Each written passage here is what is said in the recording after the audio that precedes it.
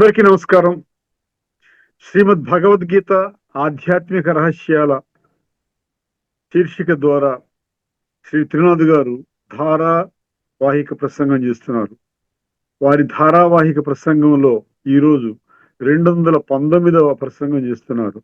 శ్రీ త్రినాథ్ గారికి స్వాగతం. ఓం శాంతి.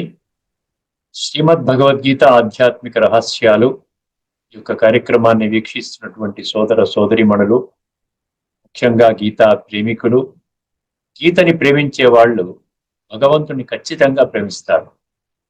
అర్థమైందండి? అటువంటి వారికి సత్యాసత్యాల విశ్లేషణని ప్రేమించే వాళ్ళు, ధర్మ మార్గంలో నడవడానికి ఇష్టపడేటువంటి వాళ్ళు, బుద్ధినేత్రాన్ని తెరుచుకుని భగవంతుని యొక్క సత్యమైనటువంటి జ్ఞానాన్ని పొందడానికి పొందే విషయంలో అభిరుచి ఉన్నటువంటి వాళ్ళందరికీ కూడా నమస్కారం. ఈ యొక్క ఎపిసోడ్లో ముందు మాటగా మరికొన్ని విషయాలు ధార్మికము మరియు ఆధ్యాత్మికం. ఎందుకంటే ఇంత విశ్లేషణాత్మకంగా ప్రతి ఎపిసోడ్లో కాసేపు మనం ఈ విషయాన్ని ముచ్చటించుకుంటున్నామంటే ఈ విషయంలో స్పష్టత మనకి భక్తి మార్గంలో ఇప్పటి వరకు దొరకలేదండి. భక్తి మార్గంలో కాంట్రడిక్షన్స్ కూడా మనకి ఎక్కడ క్లారిటీ ఇవ్వలేదు. ఎన్నో పారాడాక్సెస్ ఉన్నాయి. అర్థమైందండి? మనకి ఏంటంటే ఇక్కడ ఇది కరెక్టు, అక్కడ అది కరెక్టు అంటారు. ఉదాహరణకి భగవంతుడు ఒక్కరే అన్న విషయాన్ని కూడా భక్తి మార్గం ఒప్పుకుంటుంది. త్వమేవ మాతాచ పితా త్వమేవా అంటుంది. అంటే ఏమిటి? నీవే భగవంతుడివి, నీవే నా తల్లివి తండ్రివి. అర్థమైందండి? సో ఆ విధంగా ఒప్పుకుంటూ కూడా మళ్ళీ ఏమంటారు? అందరూ భగవంతులే అంటారు. 33 కోట్ల మంది భగవంతులే అంటారు. ధర్మస్థాపకుని కూడా భగవంతుడన్న ఆ విధంగా భావనతో ఆరాధిస్తారు. అదేవిధంగా వర్తమాన సమయంలో చూసినట్లయితే మనుషులని కూడా భగవంతుడు అనేస్తున్నారు. భగవాన్ అనే పేరు అనే టైటిల్ చాలా మందికి ఇవ్వటం జరిగింది. నేను చెప్పవలసిన పని లేదు. సాధువులు, సంతులు, ఋషులు, మునులు, పీఠాధిపతులు, జగద్గురువులు, మహామండలేశ్వరులు. అంటే ఇక్కడ పారాడాక్స్ అర్థం చేసుకోవాలి. ఒకవైపున మీరు భగవంతుడు ఒక్కరే అని అంటున్నారు, దాని మీద ఎందుకు ఖచ్చితంగా స్టాండ్ మీద నిలబడి ఆ ఒక్క భగవంతుడు ఎవరు అని ఎందుకు తెలుసుకోలేకపోతున్నారు? ఇది ఆధ్యాత్మికంలో మనం చూసినట్టయితే భగవంతుడు ఒక్కరే, 100% భగవంతుడు ఒక్కరే. దానికి 574 భగవద్గీత శ్లోకాలు మీకు ఆధారం చూపిస్తున్నారు. భగవద్గీత శీర్షికలోనే భగవానువాచ, శ్రీమద్ భగవద్గీత భగవానువాచ, భగవంతుల వాచ లేదు. భగవద్గీతలో కూడా పరమాత్మ అన్నారు, కానీ పరమాత్మలు అని లేదు. ఏ ఒక్క పంక్తిలో, ఏ ఒక్క శబ్దములో కూడా అనేక మంది భగవంతులు ఉన్నారు అన్న ఎక్కడా కూడా మనకి లేదండి. అర్థమైందండి? సో అటువంటి స్పష్టత మనకి ఆధ్యాత్మికతలో ఉన్నటువంటి స్పష్టత ధార్మికతలో లేదు. చివరికి ఏమంటారు? చివరికి భగవంతుడు యొక్క సత్యస్వరూపం అర్థం చేసుకోవాలి. ఏమిటంటే ఏ మార్గాన వెళ్ళాలి అంటే అందరిలో భగవంతుడు ఉన్నారు అనేసి ఆ చాప్టర్ క్లోజ్ చేసేస్తారు. ఇది వాస్తవము. మనం ఇప్పటికైనా కూడా మన మూడవ నేత్రాన్ని తెరుచుకుని, మూడవ నేత్రం అంటే బుద్ధి నేత్రం, బుద్ధిని వాడాలి. 84 లక్షల జీవరాశుల్లో ఒక్క భగవంతుడికే బుద్ధిని, మనుషులకే భగవంతుడు బుద్ధినిచ్చాడు అంటే ఆ బుద్ధి దేనికోసం ఇచ్చాడు? భగవంతుడు ఇచ్చిన బుద్ధిని భగవంతుడిని తెలుసుకోలేకపోతున్నాం. భగవంతుడిని తెలుసుకోవడంలో వాడుకోలేకపోతున్నాం. చూడండి ఎంత విచిత్రమైన పరిస్థితి. అర్థమైందంటే 84 లక్షల జీవరాశులు, అనేక ఈ యొక్క జీవులలో ఒక్క మనిషికి మాత్రమే భగవంతుడే బుద్ధినిస్తే ఆ భగవంతుడిని సత్యంగా అర్థం చేసుకోవడానికి మనం చాలా తికమక పడుతూ ఉన్నాం. ఎందుకంటే అంధవిశ్వాసంలో నడుస్తూ ఉన్నాం. ఆధ్యాత్మికతలో ఒకటే శాస్త్రం అండి, ఇంకే శాస్త్రము లేదు, శ్రీమద్ భగవద్గీత. అందుకని ఆధ్యాత్మిక దృష్టికోణంలో అర్థం చేసుకోబోతున్నాడు. అధ్యాత్మ విద్యానాం అన్నాడు. సర్వ విద్యలలోకి నేను బోధించే విద్య ఆధ్యాత్మిక విద్య, ఇది రాజవిద్య అన్నాడు. అర్థమైందండి? రాజవిద్య అంటే అన్ని విద్యలకి తలమానికం అన్నమాట. దీనికంటే గొప్ప విద్య మీకు దొరకదు. ఎందువల్లంటే సాక్షాత్తు భగవంతుడే స్వయముగా the direct spoken words of God in the form of 574 verses, 574 శ్లోకాల రూపములో సాక్షాత్తు భగవంతుడే పలికినటువంటి మహావాక్యాలు కలిగినటువంటి ఏకైక శాస్త్రము ఈ పృథ్వీలో మనుషులకు అందుబాటులో ఉన్నది అదే శ్రీమద్ భగవద్గీత. అర్థమైందండి. మరి ఎంత స్పష్టత ఉంది చూడండి. భగవద్గీత ఆధ్యాత్మికత అంటే స్పష్టత. ఒకటే భగవంతుడు, ఒకటే శాస్త్రము. కానీ ధార్మికంగా మనం చూసినట్లయితే భగవంతుడి పట్ల విశ్వాసం పరిపూర్ణంగా ఉంది, ప్రేమ ఉంది, వాత్సల్యం ఉంది, ఆ విధంగా నిశ్చయం ఉంది, అంతా ఉంది. కానీ వారి యొక్క స్పష్టతని గ్రహించే శక్తి లేదు అన్నమాట. ఎందువల్ల లేదు అంటే మనం అంధవిశ్వాస మార్గంలోనే మనం ప్రయాణం చేస్తూ ఉన్నాం. ఒకవైపున సర్వశాస్త్రమై శిరోమణి భగవద్గీత అంటాం, సర్వశాస్త్రాలకి తల్లి లాంటిది. మళ్ళీ ఏమంటాము, శ్రేష్టమైనటువంటి శాస్త్రం, సర్వోన్నతమైనటువంటి శాస్త్రము అంటాం. కానీ ఆ యొక్క విశిష్టతని మనం అర్థం చేసుకోవడానికి ఏమాత్రము మనం ఈ రోజున సమయము లేకుండా చేసుకున్నాం. దానికంటే తక్కువ ప్రాధాన్యత ఇవ్వవలసిన విషయాలన్నీ ఎన్నో ఉన్నాయి. లౌకిక, భౌతిక, ప్రాపంచిక విషయాలలో దానికి అత్యంత ప్రాధాన్యతనిస్తూ వర్తమాన అత్యంత క్లిష్ట సమయాన్ని కూడా విస్మరించి, భగవంతుని మహావాక్యాలను విస్మరించి మన జీవితాన్ని భగవద్గీత అంటూ కూడా భగవద్గీత బయట గీత దాటుకొని వెళ్తున్నాం. అర్థం చేసుకోండి, ఇవన్నీ తిరుగులేని సత్యాలు, తిరస్కరించలేని సత్యాలు. దీనికి పరిపూర్ణమైనటువంటి ఆధారాలు మనకి భగవద్గీతలో ఇప్పటికే 200 పైన మనము చర్చించుకున్నాం. అంటే 100 గంటల పాటు చర్చించుకున్నాం, తక్కువలో తక్కువ 100 గంటల పాటు మనం చర్చించుకున్నాం. ఎక్కడైనా కూడా మీకు ఎక్కడైనా ఏ ఒక్క ఎపిసోడ్ లో కూడా లేదంటే ఇది భగవద్గీతలో లేదు అని చెప్పడానికి మీకు అవకాశం లేకుండా మనం చర్చించుకున్నాం. అర్థం చేసుకోండి, ఒకే భగవంతుడు, ఒకే శాస్త్రం. అక్కడ అనేక మంది భగవంతులు, అనేక శాస్త్రాలు. ఇప్పుడు ఏ శాస్త్రం ద్వారా నేను భగవంతుని పొందగలుగుతాను, ఏ శాస్త్రం ద్వారా నాకు సర్వోన్నతమైనటువంటి ప్రాప్తి లభిస్తుంది అన్న స్పష్టత మనకుందా ఈ రోజున? ఆ స్పష్టత లేదు. ఇప్పటికీ కూడా భగవంతుడి కొరకే మనం వెతుకుతున్నారు మనుషులు. ఎక్కడున్నాడు భగవంతుడు, ఎక్కడున్నాడు? ఆ శక్తి, పరమశక్తి ఎక్కడుంది? ఆ పరమశక్తి ద్వారా, ఆ శక్తి ద్వారానే నాలో ఒక పరిపూర్ణత వస్తుంది. నాలో ఉన్నటువంటి విషయ వికారాల వలయంలో కూరుకుపోయి జన్మ జన్మలుగా చేసినటువంటి చెడు కర్మల ద్వారా, పాప కర్మల ద్వారా, నీచ కర్మల ద్వారా, భ్రష్ట కర్మల ద్వారా నా ఆత్మ కుళ్ళిపోయింది. ఈ రోజున అసలు ఆత్మ జ్ఞానమే, ఆత్మ యొక్క ఉనికిని మర్చిపోయేటట్టుగా చేసింది. ఇంత ఈ యొక్క స్పష్టతని మళ్ళీ ఒక యూటర్న్ తీసుకొని మన జీవితంలో ఒక స్ట్రైట్ గా, ఒక మనిషిగా, అర్థమైందని ఈరోజు మనిషిగా కూడా బ్రతకటం లేదని అందరూ అంటున్నారు. ఏమయ్యా, నీకు బుద్ధి లేదా? నువ్వు మనిషివేనా? ఏం గడ్డి తిన్నావా? పశువా? నువ్వు మనిషివా? ఇలాంటి మాటలు మనం వ్యవహారికంగా మనం వింటూ ఉన్నాం. అర్థం చేసుకోండి, అర్థమైందండి. భగవద్గీత సర్వోన్నతమైనటువంటి స్థాయిని విస్మరించిన కారణంగానే ఈ కాంట్రడిక్షన్స్, ఈ పారాడాక్సెస్, ఈ అపోహలు, ఈ సంశయాలు, ఈ వైపరీత్యాలు, ఇవన్నీ కూడా మనకి మనం చూస్తూ ఉన్నాం. శ్రీమద్ భగవద్గీత ఏకైక గ్రంథము, ఒకవేళ దానిని ఆధ్యాత్మిక దృష్టికోణములో అర్థం చేసుకుంటే, అంటే 10వ అధ్యాయం 32వ శ్లోకంలో చెప్పినట్టుగా ఆధ్యాత్మిక జ్ఞానం అని చెప్పినప్పుడు, భగవంతుడే ప్రకటించినప్పుడు, ఆ యొక్క కోణములో మనం అర్థం చేసుకున్నట్లయితే మనం ఇంకా భగవంతుడి గురించి మనలో ఉన్నటువంటి, ఇప్పటిదాకా మనలో ఉన్నటువంటి అస్పష్టత ఏదైతే ఉందో, అర్థమైన అనిశ్చితమైనటువంటి స్థితి ఏదైతే ఉందో, ఆ కన్ఫ్యూజన్ అనేది ఏదైతే ఉన్నదో, ఈ విధంగా ఎవరు చెప్పిన మాట నేను ప్రతిదాన్ని నమ్మేస్తున్నాను, వారు భగవంతుడండి, వీరు భగవంతుడండి, వీరు భగవంతుడండి, వీరు భగవంతుడండి, అన్నిటికీ ఓకే ఓకే అంటున్నాను. కానీ భగవంతుని యొక్క శక్తిని, భగవంతుని యొక్క గుణాలను నేను అనుభవం చేయలేదు. అర్థమైందండి. మెజారిటీ ఫాలో చేస్తున్నాం, కానీ మెజారిటీ భగవంతుని తెలుసుకోలేరు అని భగవద్గీతలో 7వ అధ్యాయం 3వ శ్లోకం చెప్తుంది. అందుకని అంటారు, భగవద్గీతని క్షుణ్ణంగా, అర్థమైందండి, ఆధ్యాత్మిక దృష్టికోణంలో, తత్వజ్ఞాన కోణంలో మనం అర్థం చేసుకోగలిగితే సెర్చ్ ఫర్ గాడ్ ఎండ్స్ అంటారు. ఏదైతే ఏ భగవంతుడి కోసమైతే, పరమశక్తి కోసమైతే, ఏ యొక్క తల్లి తండ్రి అని మనం ప్రార్థన చేస్తూ వస్తున్నాం ద్వాపర యుగం నుండి భక్తిలో, ఆ భగవంతుడి యొక్క నామ రూప దేశ కాల గుణ కర్తవ్య సంబంధాలు ఏవైతే మనం తెలుసుకున్నాం, ఇప్పటికే మనం చర్చించుకున్నామో, ఆ విధమైనటువంటి సత్యమైనటువంటి ఆ పరిచయాన్ని, సంపూర్ణమైనటువంటి పరిచయాన్ని, ఖచ్చితమైనటువంటి పరిచయాన్ని, true accurate and complete understanding of God అనేది కేవలము మనకి ఈ యొక్క తత్వజ్ఞానం ద్వారా మనకు అర్థమవుతుంది. ఇంకా మన వెతుకులాట ఆగిపోతుందండి. ఇంకా వెతకవలసిన పని లేదు. అర్థమైందండి. 30 సంవత్సరాల క్రితం నేను ఎప్పుడైతే బ్రహ్మకుమారి సెంటర్కి వెళ్ళడం జరిగిందో, అప్పుడు నాకు అర్థమైంది, ఇక్కడ ఏదో ఒక శక్తి నడిపిస్తోంది వీళ్ళని. వీళ్ళు ఈ విధంగా చిన్న చిన్న సిస్టర్స్ ఎవరైతే ఉన్నారో వాళ్ళు కాదు, వీళ్ళ వెనకాల ఒక పరమశక్తి ఉంది, ఒక అద్భుత శక్తి వీళ్ళని నడిపిస్తోంది.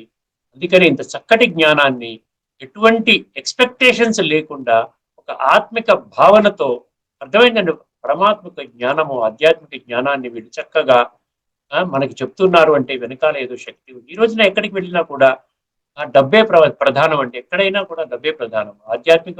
ఆధ్యాత్మికత అన్న పేరు మీద కూడా డబ్బుని సంపాదించుకునే విధానం కూడా మనం చూస్తున్నాం. ధార్మిక కార్యక్రమాలు పెట్టుకోవాలంటే ఎంతో డబ్బుతో కూడుకున్నటువంటిది. ధార్మికంగా ప్రవచనకారులు, పెద్ద పెద్ద ప్రవచనకారులు మీరు పిలిచినట్లయితే వాళ్ళకు కూడా అర్థమైందండి, మనం ధనాన్ని ఇవ్వకపోయినట్లయితే వాళ్ళు కూడా రాలేని పరిస్థితి వర్తమానంలో ఉన్నదండి. దీనికి అన్నిటికీ కారణం ఒకటండి, మనం బుద్ధినేత్రాన్ని తెరుచుకోకపోవడం, అంధవిశ్వాసంలో మన జీవితాన్ని గడుపుతూ ఆ విధంగానే ఉన్నాము. అంధవిశ్వాసములోనే శరీరాన్ని చాలించేటువంటి ఆ దుర్దశ నుంచి మనం కాపాడుకోవాలంటే తక్షణమే శ్రీమద్ భగవద్గీతని ఆధ్యాత్మిక దృష్టికోణం అర్థం చేసుకోవాలి. ఆధ్యాత్మికతలోనే మనకు అర్థమవుతుంది, నేను నా మూల స్వరూపంలో నేను ఒక ఆత్మని. అందుకని ఆత్మజ్ఞానము ద్వారానే పరమాత్మ యొక్క పరిపూర్ణమైనటువంటి జ్ఞానం మనకు అందుతుంది. ఆత్మ పరమాత్మ యొక్క జ్ఞానము ద్వారానే రాజయోగం అనే ప్రక్రియ ద్వారా పరమాత్మతో మనం మనసు బుద్ధి ద్వారా సంబంధాన్ని జోడించుకుని ఆ యొక్క పరమాత్మ యొక్క శక్తులు, అద్భుతమైన శక్తులు, ఆ విధంగా దైవీ గుణాలు ఏవైతే ఉన్నాయో అవన్నీ కూడా మనలో తెచ్చుకొని మనలో ఇప్పటి వరకు చేసినటువంటి కర్మల ఆధారంగా ఎన్నో పాపాలు చేయడం ద్వారా వచ్చినటువంటి దాని యొక్క ప్రతిఫలంగా మన ఆత్మలో నిక్షిప్తము కాబడినటువంటి చెడు సంస్కారాలు, దాన్నే గీత ఏముంటుందండి, తమో ప్రధాన సంస్కారాలు, తామసిక ప్రధాన సంస్కారాలు, అవన్నీ కూడా సాత్వికంగా పరివర్తన చేసుకోవడమే కాకుండా వర్తమాన జీవితంలో ఎటువంటి చెడు కర్మలు మనం చేసుకోకుండా చక్కటి జీవితాన్ని పొందే ఒక ప్రక్రియ ఇది. ఆధ్యాత్మికత మాత్రమే ప్రసాదిస్తుంది, కానీ ధార్మిక జగత్తులో మనకి ఈ విషయాల్లో మనకి స్పష్టత మనకి ఉండదండి. అర్థమైందండి? భగవంతుడి గుణాలు, శక్తులు, భగవంతుడు గుణవంతుడు, శక్తివంతుడు అని మనం అంటాం. భగవంతుడి సర్వశక్తివంతుడు, జ్ఞాన సాగరుడు, శక్తి సాగరుడు, ఆనంద సాగరుడు, ప్రేమ సాగరుడు, కరుణా సాగరుడు, శాంతి సాగరుడు, పవిత్రతా సాగరుడు, ఇవన్నీ అంటున్నాం. మళ్ళీ భగవంతుడు ఇన్ని శక్తులు ఉన్నాయి, దివ్య గుణాల సాగరుడు, సర్వశక్తివంతుడు అవుతే నేను ఆ భగవంతుడిని త్వమేవ మాతాచ పితాత్వమేవ అని కొలుస్తున్నప్పుడు నాకు ఎందుకు నాలో ఆ శక్తులు, గుణాలు అనుభవంలోకి రావటం లేదు? ఇది ఒక $multi-million ప్రశ్న. దీనిని మనం మీరు ఛేదించాలి. వేరే మార్గం ఏమీ లేదండి. భగవద్గీతను ఆధ్యాత్మిక దృష్టికోణంలో అర్థం చేసుకోవడము తప్ప. అర్థమైందండి? అందుకని ఈ గుణాలు, శక్తులు ఉన్నప్పుడు నువ్వు చాలా గొప్పవాడివయ్యా, నేను మాత్రం అడుక్కుంటున్నాను అంటే ఎలా ఉంటుందండి? తండ్రి చాలా గొప్పవాడు, బిడ్డలు అడుక్కుంటున్నాడు, ఇట్లాంటిది ఏమన్నా జరుగుతుందా అక్కడ ఎక్కడైనా? బిడ్డలు చాలా బీదగా ఉన్నారు, తండ్రి మాత్రం Tata, Birla, Ambani, bill gates, Warren Buffett, ఇట్లా టాప్ అన్నమాట. టాప్ 100 రిచెస్ట్ ఫ్యామిలీస్ ఉన్నాయి చూసారా? ఈ టాప్ 100 రిచెస్ట్ ఫ్యామిలీస్ లో వాళ్ళు ఉన్నారు, వాళ్ళ బిడ్డలేమో అడుక్కుంటూ ఉన్నారు. ఇది ఎక్కడైనా జరుగుతుందా? అది ఇక్కడ జరగదండి. ఆధ్యాత్మిక దృష్టికోణంలో కూడా తండ్రి చాలా గొప్పవాడు అనుకున్నప్పుడు, సర్వశక్తివంతుడు అన్నప్పుడు నేను శక్తిహీనంగా ఉండకూడదు. భగవంతుడు శాంతి సాగరుడు అన్నప్పుడు నేను శాంతి స్వరూపంగా ఖచ్చితంగా ఉండాలి. ఆనంద సాగరుడు అన్నప్పుడు ఆ సాగరంలో మనం మునిగి ఆ విధంగా నేను కూడా ఆనంద స్వరూపంగా పరివర్తన చెందాలి. పవిత్రతా సాగరుడు అన్నప్పుడు నేను కూడా ఆత్మని శుద్ధి చేసుకునే ఆ ప్రక్రియను మొదలు పెట్టాలి. ఆత్మని శుద్ధి చేసుకుంటేనే, అర్థమైందండి, ఆ యొక్క శుద్ధమైనటువంటి ఆత్మ ద్వారానే పరమాత్మ శక్తులు, గుణాలు మనం అనుభవం చేస్తాము. అర్థమైందండి? ఇక్కడితో మనం ఈ యొక్క విశేషతలు ఏవైతే మనం ఆధ్యాత్మికత మరియు ధార్మికత అన్న విషయాలు ఏవైతే చర్చించుకుంటున్నామో వీటిని మనం ఇక్కడ ఆపేద్దామండి. తదుపరి ఎపిసోడ్ లో మరికొన్ని విషయాలు మళ్ళీ మీ ముందు మనం చర్చించుకుందాం. ఇది చాలా ముఖ్యమైన విషయం. తేలిగ్గా తీసుకుంటున్నారు. తేలిగ్గా తీసుకున్నంత వరకు మీకు ఆధ్యాత్మికతలో ఒక గొప్పతనం మీకు అర్థం కాదు. ఆధ్యాత్మికత ఒకటే, ధార్మికం ఒకటే, అంతా ఒకటే. నేను చెప్పిందే వేదము, తాను పట్టుకున్న కుందేటికి 3 కాళ్ళు, ఇది బ్రహ్మవాక్కు, వేదవాక్కు, ఇలాగ అనుకున్నది బుద్ధినేత్రం వాడుకోకుండా ఎవరు ఏది చెబితే దానినే ఓకే ఓకే ఓకే అనుకుంటే చివరికి మన యొక్క జీవితాన్ని మనమే ఆ విధంగా మనం పాడు చేసుకున్నటువంటి వాళ్ళం అవుతాం. దానికి భగవంతుడు ఏ విధంగానూ బాధ్యత తీసుకోవాలి. భగవంతుడే చెప్తున్నాడు, ఏ నా పిల్లలారా మేలుకోండి మేలుకోండి, నేనే సృష్టి మీద అవతరించి ఇప్పటికే ఇన్ని సంవత్సరాలు అవుతుంది, ఇన్ని లక్షల మంది నన్ను గుర్తించారు, దీనికోసం ఏ చదువు అవసరం లేదు, ఏ యొక్క ధార్మిక శాస్త్రాల పరిజ్ఞానం అవసరం లేదు, కేవలము సత్యంగా నేను ఒక జీవితాన్ని తయారు చేసుకోవాలి అన్న ఒక సంకల్పం ఉంటే చాలు. ఒక్కటే ఒక సంకల్పం, మీకు భగవంతుడికి ఒకే ఒక్క సంకల్పం అనమాట అడ్డు వస్తుంది.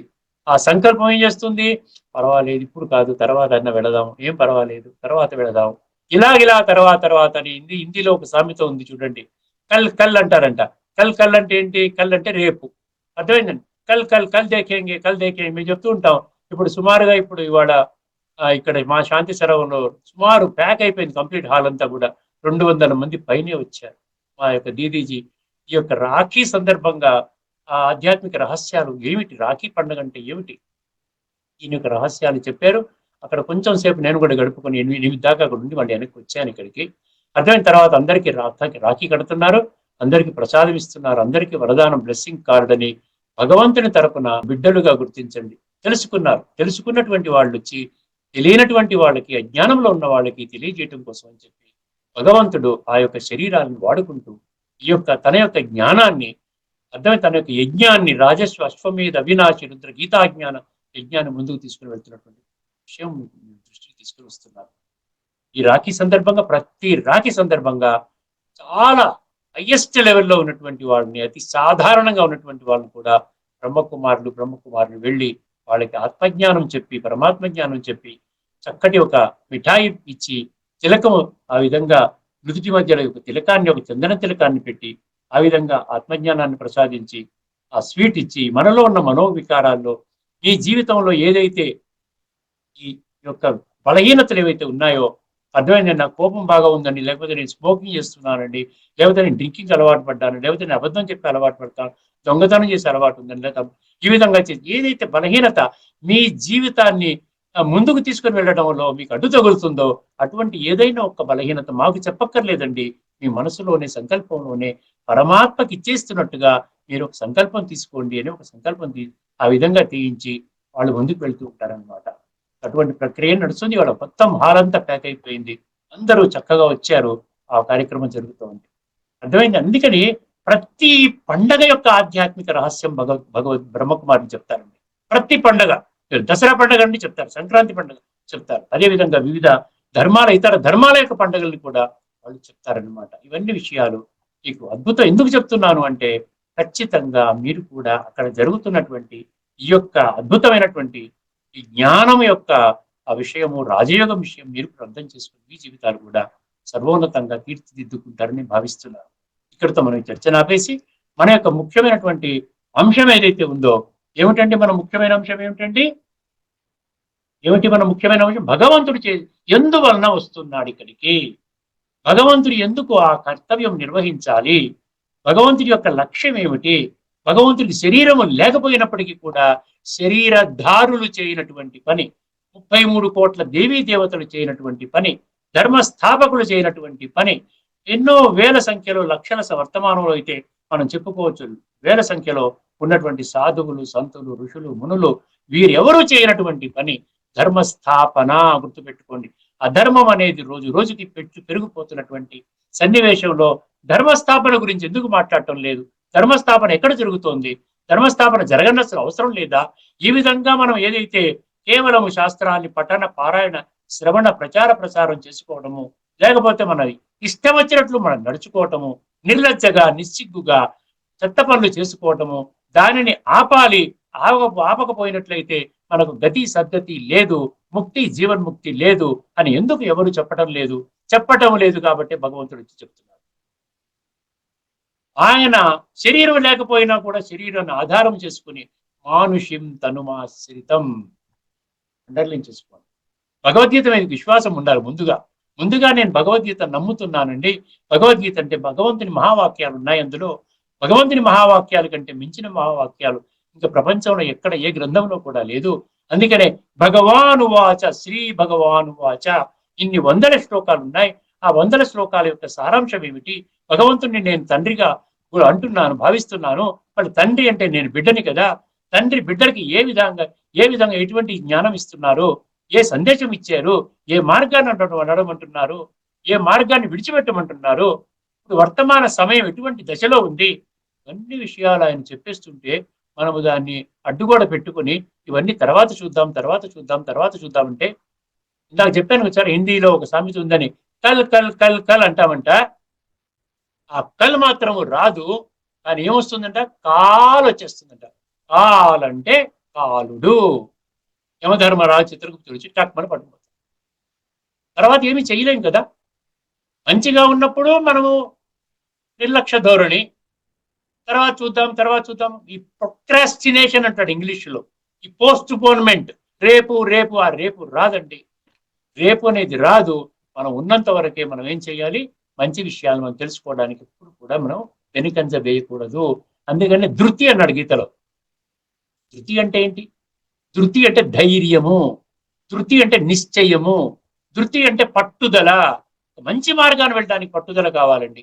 చెడు మార్గానికి వెళ్ళడానికి ఏదో కాంట్రాక్ట్ వస్తుంది, లేకపోతే ఏదో డబ్బు వస్తుంది, ఈ విధంగా మనం మోసం చేయొచ్చు, ఇట్లా చేస్తే 100 కోట్లు వస్తాయి, ఈ విధంగా చేస్తే ఎంతో మంది అరెస్ట్ చేస్తున్నారు కదా. సిబిఐ లిక్కర్ స్కామ్ అని, ఆ స్కామ్ ఎందుకు జరుగుతున్నాయి? ఏం అక్కర్లేదని చిన్న పని చేస్తే మీకు 50 కోట్లు, నాకు 50 కోట్లు. ఇది కొంచెం చిన్న పని చేయాలి మీరు, అంతే, మీకు 50 కోట్లు. ఇప్పుడు 50 కోట్లు సంపాదించాలి, ఎన్ని జన్మలు ఎత్తారండి మనం? అర్థమైందండి. నేను బ్యాంకులో 40 సంవత్సరాలు పనిచేశాను, నేను 100 కోట్లు సంపాదించుకున్నానా? ఎవరైనా కూడా 1 లక్ష రూపాయల జీతం, ఒక 70,000, మాకైతే ఇంకా తక్కువ కూడా జీతాలు మాకు. అర్థమైంది. ఇప్పుడు అలాంటిది ఎవరో చెప్పి చిన్న పనిని మీరు చేసినట్లయితే నీకు 50 కోట్లు ఇస్తానంటే ఖచ్చితంగా ఈ రోజున ఇన్ఫ్లుయెన్స్ అయిపోతున్నారు. అర్థమైందండి. అందుకనే ఈ యొక్క విషయాన్ని, మంచి చెడు మధ్య వ్యత్యాసం ఈ రోజున పోయింది, గుర్తుపెట్టుకుని. ధర్మం లేదు, అధర్మం రెండు ఒకటే, అసలు ధర్మం అనే మాటలు లేదు. అందుకనే ఈ రోజున ఒక మంచి శ్లోకం, మనందరికీ తెలిసిన శ్లోకం, మోస్ట్ ఫేమస్ శ్లోకము, మీకు తెలుసు 2 శ్లోకాలు 4వ అధ్యాయంలోని 7, 8 చక్కగా విశ్లేషణ మరొకసారి. ఎందుకంటే సందర్భానుసారంగా ఇప్పటికే మనం ఆ శ్లోకాన్ని మనం ఇదివరకే చర్చించుకున్నాం. ఇంకొక దృష్టికోణం వచ్చినప్పుడు వేరే అంశం కింద మనం చర్చించుకున్నాం. కానీ ఇక్కడ భగవంతుడు కేవలము మంచి పని చేయడానికి వస్తాడు. గాడ్ దేనికి వస్తాడు? గుడ్ చేయడానికి వస్తాడు. గుడ్ అనే వర్డ్ లో గాడ్ ఉన్నాడు, బ్యాడ్ అనే వర్డ్ లో గాడ్ లేడు, గుర్తుపెట్టుకోండి. మంచి అందులోనే మధ్యలో 0 వస్తుంది. 0 అంటే సూక్ష్మం, 0 అంటే జీరో, జీరో అంటే భగవంతుడు. అన్నీ ఉన్నవాడు జీరో. అర్థమైందండి. మనల్ని హీరోగా చేస్తున్నాడు ఇప్పుడు ఈ రోజున. జీరో వచ్చి మనుషులందరినీ నువ్వు ఆత్మగా అర్థం చేసుకుంటే నీవే సృష్టి నాటక రంగంలో నీవే హీరోవిరా నైనా, చక్కటి పాత్రను అభినయించు, చక్కగా నా యొక్క జ్ఞానాన్ని ప్రత్యక్షించి. సన్ షోస్ ఫాదర్ అని చర్చించుకున్నాం గత ఎపిసోడ్ లో. Son shows father, father shows son. ఈ విధంగా నువ్వు భగవంతుని ప్రత్యక్షం, నీ తండ్రిని ప్రత్యక్షించి అని భగవంతుడు మమ్మల్ని అందరినీ ఆదేశించాడు. కాబట్టి రకరకాల కార్యక్రమాలు చేస్తూ ఈ విధంగా పరమాత్మ పరిచయం ఇస్తూ ఉన్నాం. ఇప్పుడు 4వ అధ్యాయంలోని 7, 8 శ్లోకాలు మీకు చెప్పేస్తాను. దాన్ని కొంచెం వివరణ ఇస్తే చాలా సంక్షిప్తంగా మీకు ఈజీగా అర్థమైపోద్ది. ఇప్పటికే మనం చర్చించుకున్నాం. ఏమిటంటే ఆ శ్లోకము 4వ అధ్యాయంలోని 7, యదా యదా హి ధర్మస్య గ్లానిర్భవతి భారత అభ్యుత్థానమ ధర్మస్య తదాత్మానం సృజామ్యహం. ఇక్కడ ఆత్మ అనే పదం ఎందుకు వచ్చింది అర్థం చేసుకో. తదా దేహం అన్నాడు అక్కడ ఆయన, తదాత్మానం సృజామి, అహం అన్నాడు. అహం నేను ఆత్మస్వరూపాన్ని, పరమాత్మ స్వరూపాన్ని నేను సృష్టి మీద అవతరించి ఏం చేస్తాను? ధర్మస్థాపన చేస్తాను. ఎప్పుడెప్పుడైతే ధర్మం పాతాళానికి దిగిపోతుందో, అధర్మం హిమాలయ పర్వతానికి అంటుకుంటుందో, ఇంకా ఇప్పుడున్నటువంటి ఏ ఇతర మార్గము ద్వారా మనము ఈ అధర్మాన్ని తగ్గించుకుని ధర్మాన్ని పెంచుకునే విషయం మనకు అర్థం కాదో, ఇంకెవరు చెప్పలేరో, ఎంతో మంది సాధువులు, సన్యాసులు, ఋషులు, మునులు చెప్పలేదో, 33 కోట్ల మంది దేవీ దేవతలు కూడా ఆ స్పష్టత ఇవ్వలేదో, ధర్మ స్థాపకులు కూడా స్పష్టత ఇవ్వలేదో, మహానుభావులు, పుణ్యాత్ములు, మహాత్ములు వీళ్ళెవరూ కూడా స్పష్టత ఇవ్వలేదో, ఇంకా స్పష్టత ఇవ్వడానికి ఏ శక్తి భూమండలం మీద లేదో, ఇంకా దిగజారుతూ ఈ దిగే కళలోనే వెళ్ళిపోతున్నారు. ఎక్కించడానికి ఎవరున్నారు? నేను అప్పుడు వచ్చి నా యొక్క ధర్మ సంస్థాపన కర్తవ్యాన్ని నిర్వహిస్తాను అంటున్నాడు. అర్థమైందండి. యదా యదా హి ధర్మస్య అంటే అదనమాట. యదా యదా హి ధర్మస్య గ్లానిర్భవతి భారత అభ్యుత్థానమ ధర్మస్య. అక్కడ గ్లాని అంటే నష్టం అండి, గుర్తుపెట్టుకోండి. ధర్మం ఎప్పుడైతే నష్టం అవుతుందో, ఈరోజు ధర్మం ఎక్కడుందండి? అర్థమైందండి. ఎందుకు అధర్మంలో నడిచే వాళ్ళ సంఖ్య రోజు రోజుకి, చరిత్రహీనుల సంఖ్య ఎందుకు పెరిగిపోతా ఉంది? చరిత్రహీనుల సంఖ్య అండి. చరిత్రవంతుల సంఖ్య పెరగాలి. ఇంత భక్తి జరుగుతున్నప్పుడు, ఇంత ఇతోధికంగా ఇన్ని రకరకాల లక్షల కొద్ది ప్రవచనకారులు వచ్చి ప్రవచనాలు చెప్తున్నారు, గుడులు మందిరాలు పూర్తిగా భక్తులతో నిండిపోతున్నాయి. తీర్థయాత్రకు వెళితే ఎక్కడ పడితే అక్కడ ఆ విధంగా మంచి విప్లవాత్మకంగా అందరూ భక్తులతో నిండిపోయినప్పుడు, అందరూ మంచిని స్వీకరిస్తున్నప్పుడు మంచి పెరగాలి కదా. ఒకసారి ఆలోచించండి. ఈ ఆలోచనలు మీకు ఇస్తున్నాను, అంతకు మించి ఇంకోటి ఏం లేదండి. యదా యదా హి ధర్మస్య గ్లానిర్భవతి భారత అభ్యుత్థానం అధర్మస్య. చూసారా, ఉత్థాన అవస్థకి వెళ్ళిపోతుందా అధర్మం అనేది. అప్పుడు ఏమంటున్నాడు, అభ్యుత్థానం అధర్మస్య తదాత్మానం సృజామి అహం. అందులో తెలుగేనండి, సంస్కృతం ఏమీ లేదు, అంతా తెలుగులే. మీకు సత్యత ఆధారంగా వెళ్ళాలి, దినేతరాన్ని తెరుచుకోవాలి, ఒక దృఢ నిశ్చయంతో ఉన్నారంటే సంస్కృతము తెలుగులాగా అర్థమవుతుంది. లేకపోయినట్లయితే అచ్చ తెలుగు కూడా సంస్కృతం లాగా అర్థమవుతుంది, మీరు విడిచిపెట్టేస్తారు. తర్వాత ఏమన్నాడు, దేనికోసం వస్తానంటున్నాడు, నా మాట వినే వాళ్ళని రక్షించుకుంటాను. పరిత్రాణాయ సాధూనా. సాధువులు అంటే రెండు విషయాలు. ఒకటి సత్కర్మలు చేసేటువంటి వాళ్ళు, భగవంతుని మార్గాన్ని నడవడానికి ఇష్టపడి ఆ విధంగా పరమాత్మక మార్గంలో నడిచేటువంటి వాళ్ళని కూడా సాధువులు అంటారు. అంటే మంచి కర్మలు చేసేటువంటి వాళ్ళు, సద్బుద్ధి ఉన్నటువంటి వాళ్ళు. రెండవ అర్థం ఏంటంటే సాధువులు అంటే, ఇప్పుడు సాధువులను కూడా నేను ఉద్ధరించాలి. ఎందుకంటే ప్రపంచంలో ఉన్న ఏ సాధువుకి నా యొక్క ఉనికి తెలియదు, నా యొక్క అస్తిత్వం తెలియదు, నేను వచ్చాను అంటే కూడా వాళ్ళు అర్థం చేసుకోవటం లేదు. అందుకని మేము సాధు సంతుల కాన్ఫరెన్సులు పెడుతుంటాం, ఎన్నో కాన్ఫరెన్సులు. ప్రతి సంవత్సరం ఒక 4-5 కాన్ఫరెన్సులు ముఖ్యమైనటువంటి సిటీస్ లో జరుగుతూ ఉంటాయి. ముఖ్యంగా మౌంట్ అబు, ఢిల్లీలోను, హైదరాబాద్ లో ఈ మధ్యనే జరిగింది. అర్థమైందండి. ముఖ్యంగా నార్త్ ఇండియా నుంచి వచ్చినటువంటి వందల కొద్ది సాధువులు ఎవరైతే ఉన్నారో వాళ్ళందరికీ కూడా అర్థమైపోతోంది, గ్రాడ్యువల్ గా అర్థమైపోతోంది. ఎందుకంటే వేరే మార్గం లేదు, వాళ్ళ ద్వారా జరగటం లేదు. ఎన్నో సంవత్సరాల నుంచి నేను మాంక్లీ లైఫ్ అంటారు, 30 సంవత్సరాలు, 40 సంవత్సరాలు, 50 సంవత్సరాల నుంచి నేను ఒక మహామండలేశ్వరుగా తయారు ఇప్పుడు ఈ స్థితిలో ఉన్నానంటే, ఇప్పుడు సృష్టి పరివర్తన ఎవరు చేస్తారు? ధర్మాన్ని ఎవరు తీసుకొస్తారు? అధర్మాన్ని ఎవరు పోగొడతారు? అది రోజు రోజుకి పెరిగిపోతోంది కదా. అందుకనే ఉన్నాడు పరిత్రాణాయ సాధూనా. సాధువులను ఎందుకు రక్షిస్తానంటున్నాడంటే, ఈ సాధువులు కూడా వాళ్ళు ఒక సన్యాసి ధర్మాన్ని స్వీకరించి, అర్థమైంది, పవిత్రత అనేటువంటి ఒక గుణాన్ని, అర్థమైంది ఒక. ఎందుకంటే భగవంతుడు కూడా ఏం చేస్తున్నాడు, పవిత్రత అనేటువంటి గుణము ద్వారానే ఆత్మ సంస్కరించబడుతుంది. అందుకనే కామ వికారం వద్దంటున్నాడు కదా. కామం మహాశత్రువు అని ఎవరన్నా అన్నారా ఇప్పటికి వచ్చే మీకు? భగవద్గీతలో ఏముంది, త్రివిధం నరకస్యేదం ద్వారం నాశనమాత్మన కామ క్రోధ తదా లోభ తస్మాత్ ఏతత్రయం త్యజేత్. 16వ అధ్యాయంలో 21వ శ్లోకం అండి. 3 నరక ద్వారాలు అంటున్నాడు. అంతకంటే గట్టిగా ఏం చెప్పాలి మీకు? నరకానికి పోతున్నారు నాయన. కామ వికారము, లోభ వికారము, క్రోధ వికారము, ఈ 3 నరకానికి ద్వారాలు విడిచిపెట్టండి. ఎందుకు విడిచిపెట్టాలి అంటే, అతి త్వరలో మీరు విడవకపోయినా ఈ సృష్టి ఎంతో కాలం ఉండటం లేదు నాయన, పరివర్తన సమయం ఆసన్నమైంది. మీరు నమ్మండి, నమ్మకపోండి, ఇది వాస్తవము, ఇది సత్యము, తిరుగులేని సత్యము, తిరస్కరించలేని సత్యము అని భగవంతుడు ఘోషిస్తున్నాడు భగవద్గీత ద్వారా. అర్థమైందండి. అందుకనే పరిత్రాణాయ సాధువున. నా మాట వినని వాళ్ళ సంగతి నాకు అవసరమే లేదు. నా మాట వినని వాళ్ళు, అధర్మ మార్గంతోనే జీవితాన్ని గడిపేవాళ్ళు, ధర్మము సత్యము ఇవన్నీ కేవలం నోటితో పలికేవాళ్ళు కానీ జీవితంలో ధారణ చేయలేనటువంటి వాళ్ళు, సత్య మార్గాన్ని ఇష్టపడినటువంటి వాళ్ళు, విషయ వికారాల వలయంలోనే కూరుకుపోయినటువంటి వాళ్ళు, సాటి మనిషిని మనిషిగా గుర్తించి గౌరవించినటువంటి వాళ్ళు, వీళ్ళతో నేను ఎలా సత్యయుగం ఎలా తీసుకొస్తానండి? స్వర్గాన్ని ఎలా స్థాపన చేస్తాను? ధర్మయుగం అంటే సత్యయుగం కదా. ధర్మయుగము సత్యయుగము, ధర్మము సత్యం ఉంది కదా. ధర్మము చెర సత్యం వధ అని అంటున్నారు కదా. ధర్మో రక్షతి రక్షిత అని పెట్టుకుంటున్నారు కదా. మళ్ళీ ఇవన్నీ పెట్టుకోవడం కొరకేనా? ఆచరణ లేదా? పరిత్రాణాయ సాధూనాం అన్నాడు. నా మాట వినని వాళ్ళ సంగతి ఏంటి? వినాశాయ చతుష్కృతాం. నాకు అవసరమే లేదు నాయన. మీరు మీ యొక్క సమయాను, మీ యొక్క సంస్కారాల ఆధారంగా మీ జీవితం గడుపుకుంటారు. నేను సత్యయుగము ప్రారంభించే సమయానికి మీరు ఈ సృష్టి మీద ఉండరు. మీతో నాకు అవసరం లేదు. నా మాట విన్నటువంటి వాళ్ళతో నేను ఈ సృష్టి పరివర్తన చేస్తాను అంటున్నాడు. ధర్మ సంస్థాపనార్థాయ సంభవామి, ధర్మ సంస్థాపనార్థాయ సంభవామి యుగే యుగే. అర్థమైందండి. ఇక్కడ మనం ఒక చిత్రాన్ని మళ్ళీ మీకు చూపిస్తాను. ఈ చిత్రం చూపిస్తే మీకు కొంచెం క్లారిటీ వస్తుంది. ఇదివరకే చూసి ఉంటారు.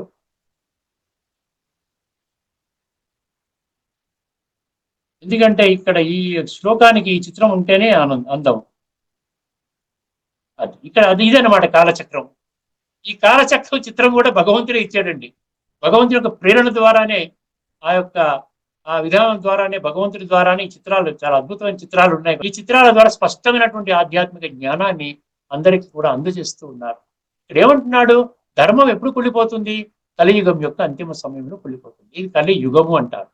మళ్ళీ కొత్త యుగము, కాలచక్రం అని తిరుగుతూ ఉంటుంది. ఎందుకు తిరుగుతూ ఉండాలి? ఇది సైక్లికల్ అన్నమాట. ఇది లీనియర్ కాదు, ఇది ఒక లైన్ కాదు, ఇది ఒక చక్రము.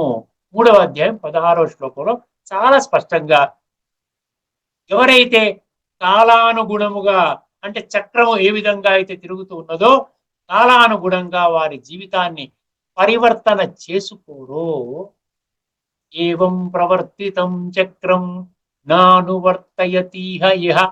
ఇహ అంటే ఈ లోకం అండి. అఘాయురింద్రియారామో, ఆరామం అంట, ఇంద్రియాల ఆరామము, ఇంద్రియ సుఖాలలోనే పూర్తిగా మునిగి తేలడము, అంటే దైహిక భ్రాంతిలోనే జీవితాలను గడపడము. అర్థమైందండి? సో ఇంద్రియ సుఖాలే, ఇది సరిపోతుంది చాలు, మానవ జీవితం దుర్లభము, ఈ యొక్క దుర్లభమైన జీవితాన్ని నేను ఇంద్రియ సుఖాలతోనే ఇక్కడే స్వర్గాన్ని నిర్మించుకొని ఉన్నంత వరకు, బ్రతికున్నంత వరకు ఈ విధంగా ఎంజాయ్ చేస్తూ ఆ మూమెంట్లో వెళ్ళిపోతాను, తర్వాత ఏమైతే నాకేమిటి అన్న ఆ యొక్క ఏమంటారు, నిర్లక్ష్య ధోరణి అని చెప్పొచ్చు అన్నమాట. ఏమని చెప్పాడు ఇక్కడ?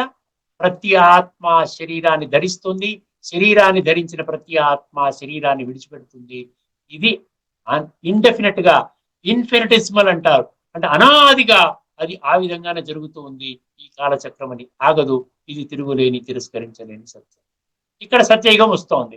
ఈ మధ్యలో ఎందుకు వచ్చింది అంటే దీన్ని సంగమ యుగం అన్నాడు. సంగమ యుగం అంటే ఆత్మలు పరమాత్మతో సంయోగము చెందేటువంటి యుగం అన్నమాట. రిపేర్ యుగం అంటారు దీన్ని. ఎందుకు అవ్వాలి రిపేర్ యుగం? లేకపోతే సత్యయుగంలోకి ఎవరు వస్తారండి? ఎందుకంటే కొంచెం లాజికల్ గా ఆలోచించుకోండి. సంస్కారాలు మాత్రమే భావి జన్మని డిసైడ్ చేస్తాయి అని గీతలో చెప్పాడు. చాలా శ్లోకాలు మనం చర్చించుకున్నాం.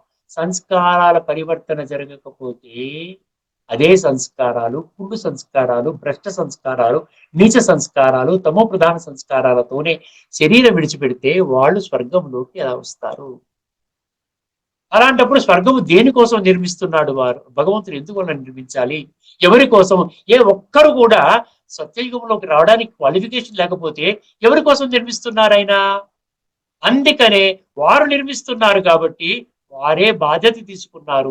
ఎవరు నా మాట వింటారో, ఎవరైతే జ్ఞానము ద్వారా ఆత్మని సంస్కరించుకుంటారో, ఆత్మలో ఉన్న కుళ్ళుని తొలగించుకుంటారో వాళ్ళు సత్యయుగంలోకి వెళ్తారు. అందుకనే సత్యయుగము, కలియుగము. కలియుగము సత్య యుగే యుగే అంటే అన్ని యుగాలు కాదండి. యుగే యుగే ప్రతి యుగంలో వస్తారని భాష్యకారులు రాసుకున్నారు. ప్రతి యుగంలో ఎందుకు వస్తారు? వచ్చి ఏం చేస్తారు ఆయన? ధర్మము కుళ్ళిపోయినప్పుడు, పాతాళానికి వెళ్ళిపోయినప్పుడు, అధర్మం పెచ్చు పెరిగిపోయినప్పుడు నేను వస్తానన్నాడు కదా. సత్యయుగంలోకి ఎందుకు వస్తారు ఆయన? సత్యయుగంలో అందరూ దైవీ సంస్కారాలతో ఉన్నారు. ధర్మము ఏమంటారు, దానికి హైయెస్ట్ లెవెల్లో ఉంది. అర్థమైందండి? ధర్మం 4 పాదాలు ఇది అంటారు కదా, అది హైయెస్ట్ లెవెల్లో ఉంది. మరి ధర్మం అంత హైయెస్ట్ లెవెల్లో ఉన్నప్పుడు నేను ధర్మస్థాపన చేస్తానని ఎందుకు అంటాడు? ధర్మస్థాపన చేయవలసిన అవసరం ఏమొచ్చింది? అదేవిధంగా త్రేతాలో కూడా అవసరం లేదు, ద్వాపరంలో కూడా అవసరం లేదు, కలియుగంలో కూడా అవసరం లేదు. కేవలము కలియుగం అంతిమ సమయం, అంటే వర్తమాన సమయంలోని ఇది అవసరము. నిజంగా భాష్యకారులు చెప్పినట్టుగానే భలే అనుకుందామండి. 4 యుగాల్లో, అన్ని యుగాల్లో భగవంతుడు వస్తారు అని రాసుకున్నారు. ఇప్పుడు మనం చదవబోతున్నాం. అర్థమైంది? ఒక్క నిమిషంలో ముగిస్తాను నేను. ఇప్పుడు సత్యయుగములోకి వచ్చిన తర్వాత సత్యయుగం కంటే గొప్ప యుగాన్ని వారు ప్రారంభించాలి. అప్పుడే ధర్మ సంస్థాపనార్థాయ సంభవామి అన్న అర్థం. అదేవిధంగా త్రేతాలో వచ్చినప్పుడు త్రేతా కంటే గొప్ప యుగము రావాలి.